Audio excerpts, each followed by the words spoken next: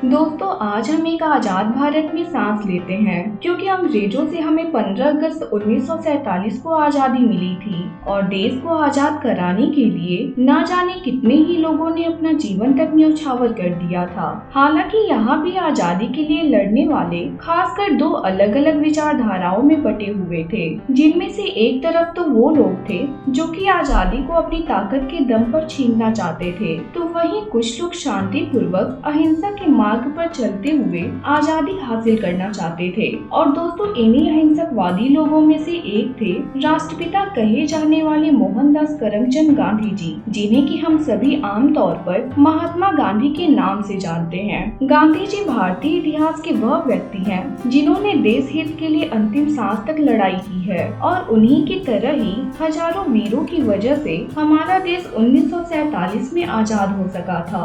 आज के इस वीडियो में हम भारत के सबसे लोकप्रिय लोगों में से एक महात्मा गांधी के जीवन के बारे में जानेंगे कि किस तरह से आखिर अहिंसा के मार्ग पर चलने वाले गांधी जी ने अंग्रेजी हुकूमत को हिला कर रख दिया था। तो शुरू करते हैं आज के इस वीडियो को। दोस्तों, इस कहानी की शुरुआत होती है 2 अक्टूबर 1869 से, जब गुजरात के पोरबंदर शहर में महात्मा गांधी जी का जन्म हुआ था। उनके पिता का नाम करमचंद गांधी और मां का नाम पुतलीबाई था। हालांकि भले ही गांधी जी पोरबंदर शहर में पैदा हुए थे, लेकिन जन्म के कुछ साल बाद ही उनका पूरा परिवार राजकोट में रहने लगा और फिर गांधी जी की शुरुआती पढ़ाई भी वहीं से हुई थी। और 9 साल की उम्र में पहली बार स्कूल जाने वाले गांधी जी शुरू से ही काफी शर्मीले थे और वह बचपन से ही किताबों को अपना दोस्त मानते थे। फिर आगे चलकर महज 13 साल की उम्र में ही उनकी शादी उनसे 1 साल बड़ी लड़की कस्तूरबा से हो गई। दरअसल भारत में उस समय शादियां काफी छोटी उम्र में ही हो जाया करती थी। हालांकि आगे चलकर जब गांधी जी करीब 15 साल के थे, तब उनके पिता का निधन हो गया और फिर पिता के निधन के 1 साल बाद ही गांधी जी की पहली संतान भी हुई। लेकिन दुर्भाग्य से जन्म के कुछ समय बाद ही बच्चे की मृत्यु हो गई और इस तरह गांधी जी के ऊपर मानो दुखों का पहाड़ टूट पड़ा।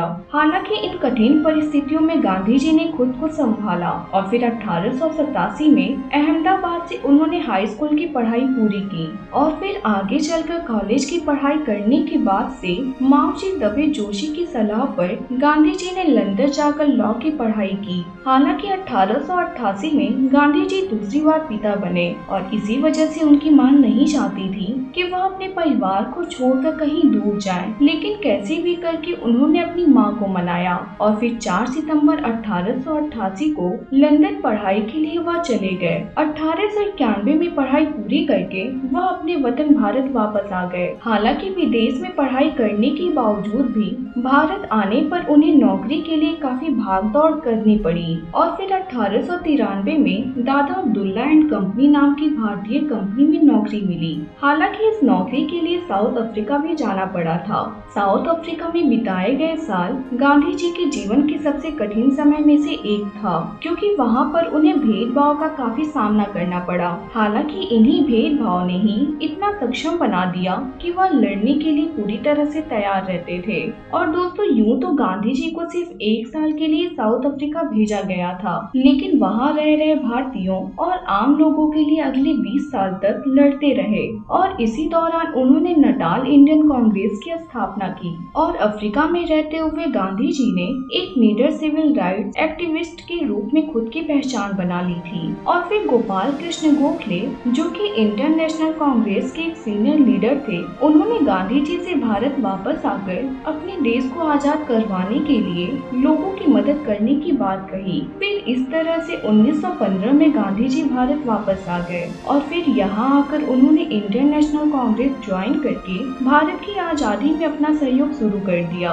और दोस्तों, भारत के अंदर महज कुछ सालों में वह लोगों के चेहरे बन गए और फिर अहिंसा के मार्ग पर चलते हुए उन्होंने भारत के लोगों में एकता की गांठ बांधी। यहाँ तक कि उन्होंने अलग अलग धर्म और जाति के लोगों को भी एक साथ लाने का काम किया। और 1922 में गांधी जी ने असहयोग आंदोलन चलाया, जिसके तहत अंग्रेजी चीजों का इस्तेमाल भारतीय लोगों ने लगभग बंद ही कर दिया था। और फिर जब यह आंदोलन काफी सफल साबित हो रहा था, तब महात्मा गांधी को 1922 में 2 सालों के लिए जेल भेज दिया गया। हालांकि गांधी जी के जेल जाने पर लोगों के अंदर और भी गुस्सा आ गया, जिसकी वजह से पूरा भारत अब एक होने लगा था। और फिर इसी कड़ी में ही मार्च 1930 में दांडी यात्रा को भी अंजाम दिया गया, जिसमें कि 60,000 लोगों की गिरफ्तारी हुई। और फिर इसी तरह से आगे भी गांधी जी के नेतृत्व में क्विट इंडिया मूवमेंट की तरह कई और भी आंदोलनों को अंजाम दिया जाता रहा।